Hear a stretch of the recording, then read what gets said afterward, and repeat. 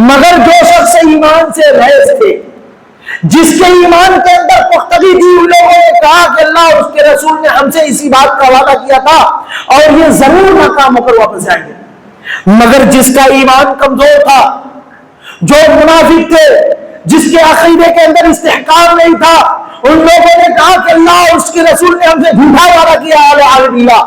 उन्होंने शिकवा करने लगे अल्लाह और उसके रसूल का और कहा कि अल्लाह के नबी सल्लल्लाहु अलैहि वसल्लम हमें अपने घर जाने की इजाजत दे दीजिए, हमारे घर में पर्दा है, हमारे घर हिफाजत से खाली है, इसलिए अल्लाह के नबी सल्लल्लाहु अलैहि वसल्लम हमें इजाजत दीजिए कि हम अपने घरों को चले जाए, हम अपने बाल बच्चों की हिफाजत कर सके, हम अपने घर की हिफाजत कर सके। अल्लाह रब्बुल आलमीन ने कहा नहीं, इनके घर में पर्दा नहीं है, इनके घर हिफाजत से खाली नहीं है, बल्कि इनके ज़मीर में पर्दा है, इनके ज़मीर हिफाजत से